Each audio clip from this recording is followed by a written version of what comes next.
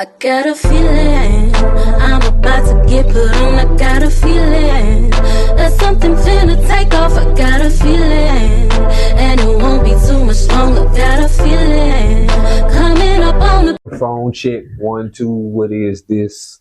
My name is Cornbread Capone. This is Unpopular Honesty, the home of brutal honesty and real hip hop music. Today, my special guest is somebody who I've been knowing for over a decade. Somebody I met who was affiliated with a friend of mine named Ivory P. And also another good friend of mine, Ceemoe Smith. The brother is into music. He got a lot of things going on. You know what I'm saying? It's good to see him. It's good to chop it up with him. I haven't seen him in years. If you don't know who I'm talking about my homeboy Q. What's going on, brother? Oh, man, it's all steak and shrimp. I can't complain, man. I ain't been blessed. Man, so it's been a minute, man. What have you been up to?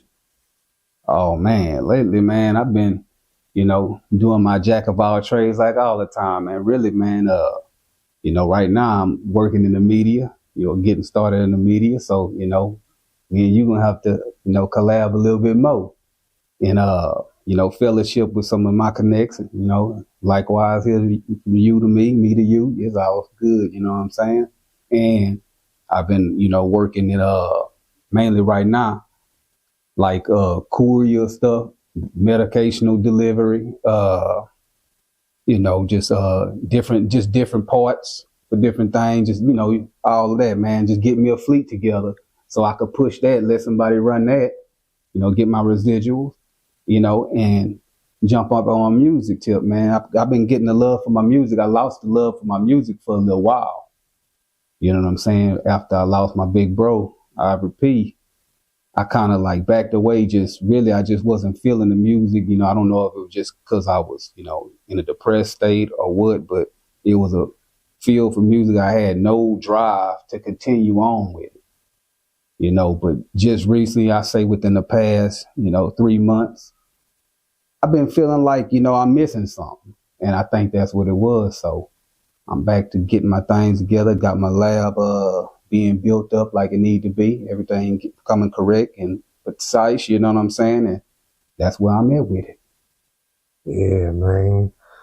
Shit, I'm glad that you did come back, man. I mean, I know about loss because I lost a lot of people close to me, including my brother. And then I had to, after all those losses, I kind of had to sit down with myself and say, okay, what are you going to do? You know what I'm saying? What are you going to do from this moment forward? I know for me, stopping wasn't an option. Because so many of my people passed away who was doing music. Kind of feel like part of what I'm doing is for them to maintain their legacy as well as mine. So I didn't stop that, and I just kind of learned some business stuff that I didn't know before, as far as with media is concerned, as far as podcasts and different platforms. And right. It helped me get back to, it helped, advertising, put legs on the situation that I already had. But keep what up with the times. Yeah, you know what I'm saying? What I wanted to ask you was, you stepped away from music, and we all know music is not in the best shape that it could be. But I'm going to ask you, how do you feel about the state of music right now? Right now, I'm trying to look at it like the ones before us looked at it. Like, for example, my old man, I remember him talking down on the artists that we grew up on. I don't like Snoop Dogg. He got the plaits in his head. Oh, he this and that. You know what I'm saying? And so I look at it like I catch myself in my daddy's shoes now, if you get what I'm saying. Wow. And so what I'm doing, though, is trying to think outside the box like my old man didn't do. So I'm like, okay, well, they gonna have something saying that about them, you know what I'm saying? Or they gonna be saying it about the next ones coming up, I'm sure. Because like you say, hip hop is steady evolving. And so it's what it's going to, I'm kind of scared to see, to keep it 100, but I'm open to all, like I'm about building instead of tearing down, you know what I'm saying? And the so the only thing I see good about, and that's not even good to come to think about it, but there are very few young up and coming artists who are not a part of their generation. Meaning they don't go with the flow of their generation. They make music on their own accord. That might be the only good thing about it. Because when I have conversations with people and they say rap has evolved,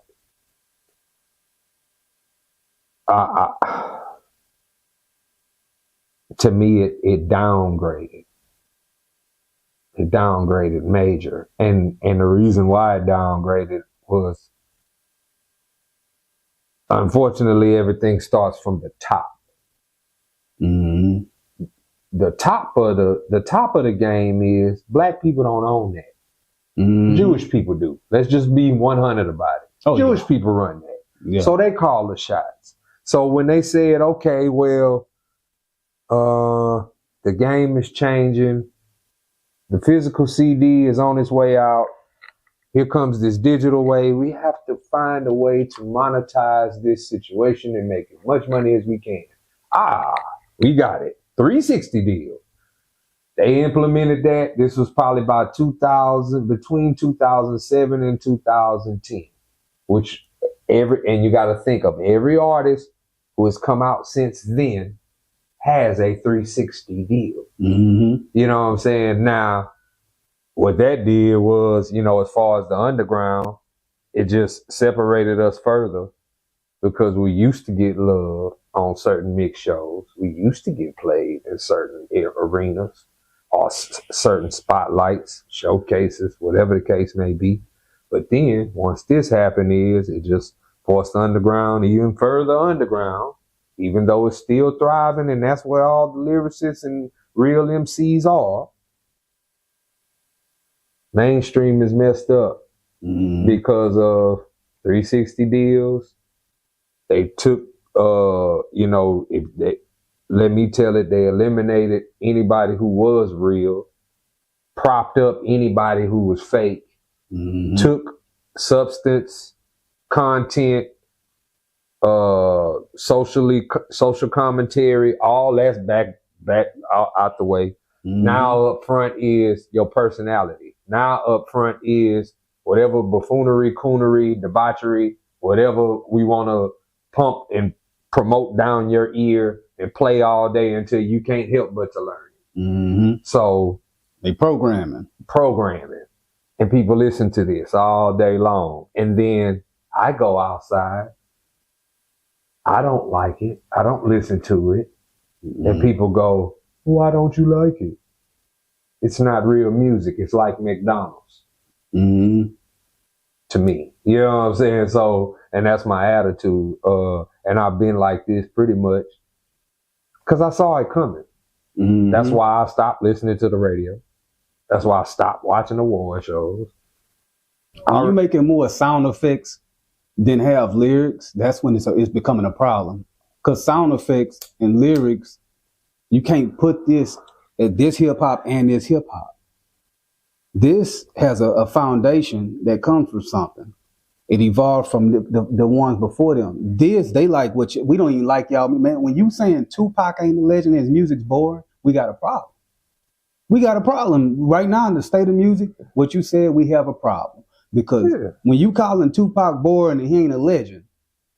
Well, this was said decades ago, like on the cool. For real. I ain't want to say no name, but they let an artist honor Biggie. The artist got up there, he was just supposed to memorize one verse, not a song, a verse. A verse. The verse was get money. probably one of the most simplistic Biggie songs out there.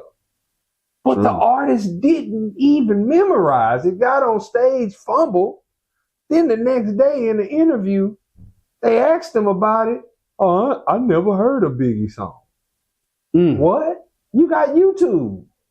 You can type in anything and listen to it. Then the next thing you know, here comes another artist. Oh, I didn't like Tupac. His music was boring. Here come another artist. Oh, I never heard an Outkast song.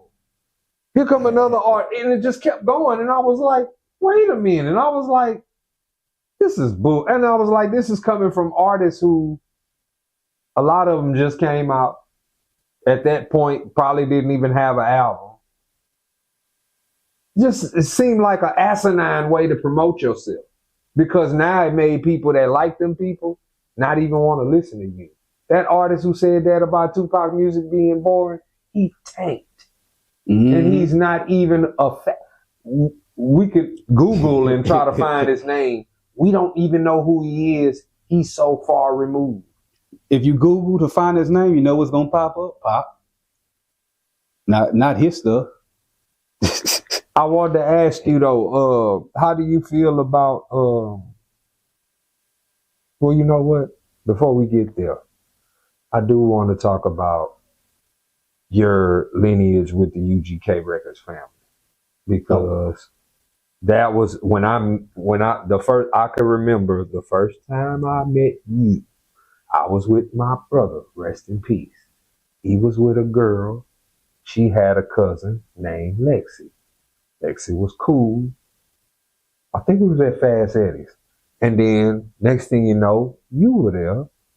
You had on the Dickie joint with the UGK logo on the back.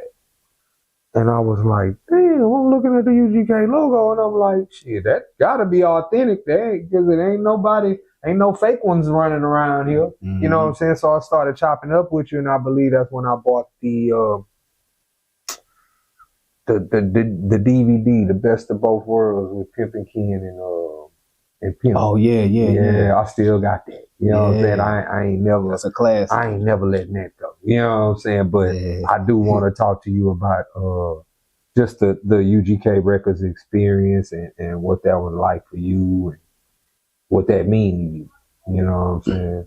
Yeah, it was a experience, man. How I first got linked up was, of course, you know, through my big bro, Ivory P, rest in peace. You know, and what that was is I was already into the music with Slow Vision, you know, rest in peace to Ceemoe as well. And so I already was into the music. And what I did was I ended up meeting He's a Leo through my brother Ivory P and DJ Bird. I met both of them at the same time. We went to this studio just to, you know, chop it up. My bro went to, you know, knock his verse out. And so I ended up helping him with some merchandise, getting some merchandise somewhere. And he appreciated how I moved and the way I did things. And so, you know, we ended up exchanging numbers and I started, you know, doing work through him, through He's a Leo. And it was basically through merchandising and different sales, you know, mixtape sales and, you know, because they was being marketed because after Pimp passed, they didn't have a lot of structure as far as things in place for each person. So they was still building off of what he left them to build off of, which was unfortunate because they had a deal on the table, a big deal for all of them. And unfortunately, you know, his passing interrupted all of that. But I was pretty much, you know, traveling with them from across from different states and just helping with the merchandising and kind of like merchandising and sales for different artists within the group. But Pimp Mama, which is Mama West, rest in peace, she was doing that. She wanted me to, you know, to be part of what was going on because she seen I was easy going with everything. I wasn't, you know, moving sideways or doing things or bringing unknown people around and disclosing locations. You know how a lot of people do whenever they, you know, they get close to people like that or stature. Yeah. And so, man, we did a lot of work, man, basically with the sales, and I started recording with of course my brother Ivory P, and of course he's Leo because we was close, and so and Big Bub, Big Bub too, we was all basically just putting in work, and I've jumped in the lane with them just slightly, not on the rapping side, but just the traveling, getting his money side. You know what I'm talking about? And so that was my role with UGK Records, man. Not UGK the group, for everybody to know, UGK Records was a group that Pimp C had put together before he passed. And he was signing different artists from here to there, here to there. And so I didn't work directly with Pimp, which would have been lovely to do, but I didn't work directly with him. If anything, I had a closer relationship with Bun because I met him on several occasions and linked up with him in different spots. You know what I'm saying? And did different work, not with him, but did different work for my brother while he was doing work with him, which nobody knew this, but my brother was running with the Middle Fingers on B Group first, before he really was messing with Pimp. Okay. People didn't know that. Okay. That's why my brother, if you look closely on his arm, he had that middle finger right here to say, you ain't from the manger, but you get the middle finger. That's right. What that was. Sean Wee and Low and Baz Bam and all of them boys. R.I.P. to the homie Ivory P. I wanted to ask about Ceemoe because Ceemoe is somebody that out of any artist in Beaumont, I've worked with him the most. I've probably done the most features with Ceemoe. And there's no other artist out here who can say that they got more records than me than that guy. You know what I'm saying? So, and there was so many records. I mean, he would just call me to the house and be like, "Hey, come get on this song," and I would do it. You know what I'm saying? And a lot of times I had to walk there, and it's a long journey. But I want to talk to you about C. Please tell your experience with Ceemoe. Oh man, I'm gonna take it back to when we first met.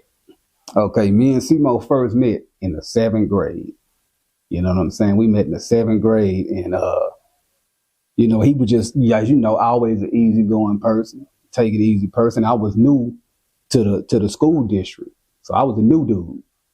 And he kind of embraced me with open arms. He seen I was cool and kept a player too. You know what I'm saying? I seen he was on that type of time. And so we used to clown in class a lot, but he was a good artist. And so he used to draw little tattoos on my arm and all that. You know what I'm saying? Yeah. And he was cold with it. And so then we got cool, started getting real cool. You know how when you're that young, y'all might spend nights and stuff sometime or sleepovers and stuff. So I would go to his crib sometime, and then that's when we started learning that each other liked the same type of music. And so he had this little alarm clock / radio on his kitchen, underneath the cabinet, mounted up on there. Hold on. For sure. Yeah, so it was mounted up on there. And so you would play music, we would listen to different music and stuff. And he had one instrumental. I don't know where he got it from. It was a cassette tape. He had an instrumental. And so he played that, and we found out it had a record button on that thing. Yeah. So we started, recording, did our first little rough draft and played it back. And that was the first time I heard myself, through the music. And I think it was the first time he heard. He never said, but I feel it was his first time because he was just as excited as I was. And so that was our first time. And so speed along, we started, doing more and more music. And when we got out of school, he ended up getting locked up for a while. And when he got out, we picked up where we left off with the music, and he started Slow Vision Entertainment, And so later on came, what J Deuce came, you know what I'm saying? And then Wild Ace, rest in peace to Wild Ace too, man. Already. And from there, man, it was just a good experience, man. And, I got involved in a certain lifestyle that drew me away from music a little bit. And that kind of drew our music relationship apart because I was traveling, hustling hard, trying to get money the wrong way, to be honest. But I did it, you know what I'm saying? Right. And in the process of all that, man, he ended up passing, man.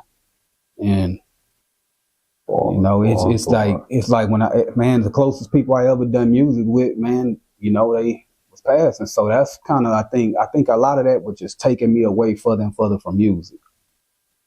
Yeah. But, we had a good experience, man, and legendary times, and the memories will live on forever. Yeah, shout out to Janae too, man. Already. Strong woman, man, and been keeping her head up the whole time. Every time I seen her, she figured out a way, when it was she by herself, she figured out a way. So salute and shout out to her, a strong black woman, man. I still got music that me and him did that I ain't never put out. I put out one project and I was supposed to do another one. I still got music that nobody's heard that me and him did. It was a weird time, man. He passed after it was like a good 3 years of hell. A good 3 years of hell, because this is how it happened. I don't think you know this. I was told that my grandfather's health was declining probably about a year before his health actually declined.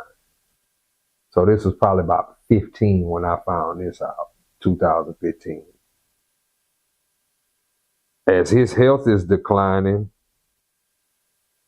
this is the events that happen. 3-2 passed. Mm-hmm. Ivory P passed. Mm-hmm. My grandpa passed. This was like 1 week. My mind when it rains, it pours. My mind is spinning. My brother's in the hospital. He's calling me. He's like, man, I know you gotta go by the house. And I'm like, I know I gotta go by the house. So I went over there. Then after that, maybe 2 months later, my brother passed. 10 months later, my grandmother passed. 6 months later, my first cousin passed. And then maybe 8 months later after that is when Ceemoe passed. So it's back to back to back. And after all of that, I was looking at myself in amazement saying, how the fuck is you still standing? After all of that, you know what I'm saying? But after every one of those losses, the question came, what are you going to do? Because I had a choice. You could either lay down and let what happened destroy you, or you can get up and you can continue. Now, I ain't going to lie. To a certain extent, without my loved ones around, it pissed me off that I got to continue. But I'm continuing for my legacy and as well as theirs, because I try to keep all those, C was talking to me about he wanted to do a stoner comedy movie. And he passed before he could. So what I did was I wrote a script, dedicated it to C. You know what I'm saying? It's a stoner comedy by two guys trying to go get some green. And they go get some green called Slow Vision. Really? You know what I'm saying? So it is, and with the music, because he made so much music about green. Mm-hmm. So that's the soundtrack right there. You know what I mean? So they went hand in hand together. Yeah. So I'm just, you know what I'm saying? I'm talking about it early, but I plan to buy another camera, and if I have to film it myself, okay. You know what I'm saying? I really would like to do it in Houston, because I feel like out there, I'm going to get everybody that want to be involved with it just easy. They're going to be like, oh, where you at? You over there? Oh, okay, I'm on my way. You know what I'm saying? Like instantly. I do want to ask you this, because I ask everybody this. Does Q have a top 10 best rappers? Top 10 best rappers. I'm going to say my best rappers, because they got some. My best rappers ain't like They ain't more lyrical than some other artists that I know. Okay. But they put a song together so well and have some social commentary that drew me to them. So I'm gonna start off with, and this ain't no order. This is just one of the artists I listen to the most, is BG from Cash Money. Right. And that was because that was the first time, like each certain artist gave me a certain feel when I first heard just rap music, period. And he gave me a certain feel that gave me some kind of identification on what I really like when it comes to rap. Because a lot of artists before, BG was trying to like really, really push a lyrical side of it. Right. You know what I'm saying? But of course, another, well, I'm going to say put these two together is UGK. Mm-hmm. You got to, and it ain't me being biased. That's just how great I feel UGK was. That they was two different type of artists that created an atomic bomb together. You know what I'm saying? That's how I feel. And, I don't know. I don't feel like we'll ever get that sound again in two different artists. Not that sound. Right. Because, you can hear a certain beat and hear UGK. And it ain't got to be them on it. Right. So, yeah, UGK, man. I gotta give Nas, man. Nas, man, the reason why I say Nas, because Nas pretty much put me in a mind state of, like, consciousness. You know what I'm saying? It ain't just by stepping or none of that. It's consciousness. You know what I'm saying? He trying to, and he represent our people the right way, the correct way. Right. So, man, I'm a bet about what, 4-5. Let's see. And I'm jamming, man.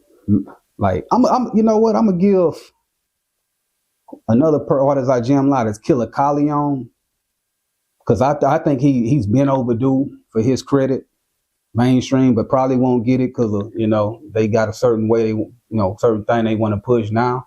Mm-hmm. But I'm gonna put Killer Colleon on there now. And he is for lyrics. You know what I'm saying? Yeah. And of course, I'm gonna have to put Pac and Biggie in there. Like I say, they ain't that low on the chart. I'm just going off of in my playlist what I'm playing the most right now. I'm kind of going off of that. Okay, Pac and Big, both, you can't not put them in the top 10 coming from our era. I mean, I know them other cats, I understand that's their thing. Even though we respected the ones that came for us, they don't have to respect the ones that come for them. It is what it is. And man, I gotta give I'm gonna put Outkast on there, man. Got to. And like I say, it ain't like they that low on the list, because they not.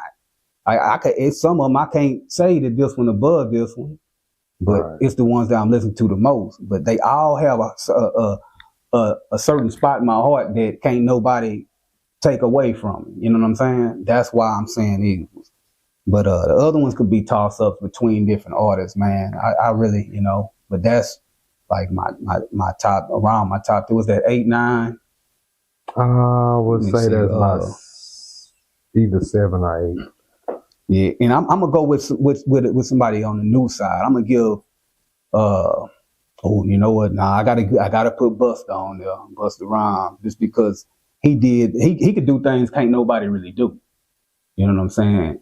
He's one of the most versatile. I'm gonna put a female. I'm gonna put Missy Elliott on there, man. Cause a lot of dudes don't put females on their top 10. I'm putting Missy Elliott. You there too, Missy Elliott.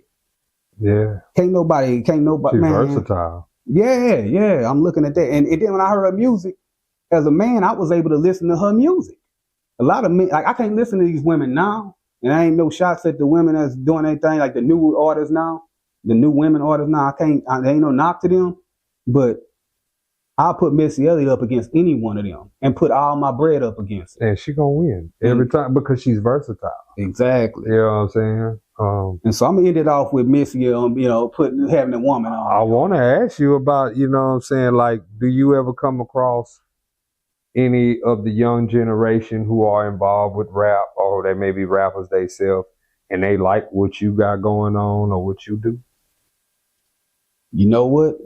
Mainly, the younger ones as family, and that's probably through biases, because I don't see too many young ones that really, really, levitate to. And then, like I say, I had a gap in music, so like a lot of my music is a little outdated for now, anyways, and so I feel like I would have to update my music in order to see if they really rocking with me now. My style, but my nephews and, just family like that, the younger ones, but because I ain't had put nothing out in so long. So when you think about that, I don't know if they really would rock with it or not like that. Yeah. Well, I'm going to say this.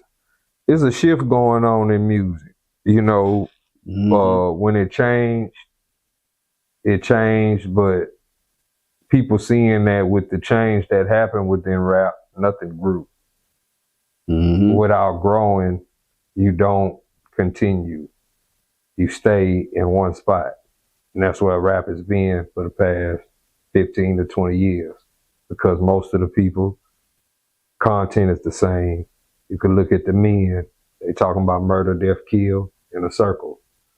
That's why they murdering and killing everything, nothing will grow. The women, they talking about prostitution.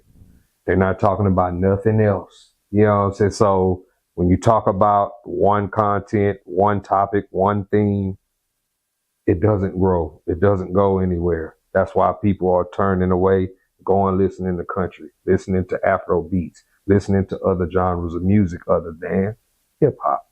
Now, this is the thing, the shift. That's pretty much the shift in a gist. There's this content that's keeping rap down, and there's rappers who are the alternative, who represent the other side that's not being really discussed or talked about. They have the lyrical content, they have the most to say, more likely to create classic material. Will the public listen is the question. You know what I'm saying? They talk about, they want positive music, but when you get it, then it just falls on deaf ears, or be like, oh, I didn't know that was out. Everybody has YouTube. Everybody has access to some type of music platform, and every music platform has a search engine, meaning you choose what you listen to. It's funny all the excuses people have for not listening to somebody's music. You know what I'm saying? And that could be a topic of a whole show by itself. But true, I'm going to keep the conversation moving because I could stay there forever. Before we get up out of here, is there anything that you would like to say? Anything that you would like to promote? Oh, man. Well, right now, man, definitely I want to say shout out to you, man, and everything you got going on, man. All your projects, man. And, man, I've been watching you, man. Seeing, like, I like their friends, man. Like, how I like, you got everything set up. Like, you kind of give people your direction, like, tell them the direction you're going in. So, man, like, just reaching out to people, like, like us right now, what we doing is fellowshipping, man, politicking, fellowshipping, whatever, however you want to call it, man. I want to say shout out to you for doing that, man, and giving people a platform to be heard. I appreciate it. You know what? I thought I hit my ceiling with people to talk to out here, and to a certain extent I have, because you wouldn't believe how many people stunt in front of me, even when I asked them to be a part of this podcast. You know what I'm saying? But I'm not, I made a decision. I said, you know what? I'm going to take it outside of here, because I could talk to people in Houston. I could talk to people outside of Houston. Before you came, I just had a podcast with a brother who lives in Dallas. You know what I'm saying? Tomorrow I'm doing another one with a brother who lives in Cleveland. So I'm not going to let whatever might not be happening here hinder what I got going on. You know what I'm saying? So, and I appreciate you. We definitely got to connect. We definitely got to do this again, because this was overdue. You know what I'm saying? On behalf of the homeboy Q, I am Cornbread Capone.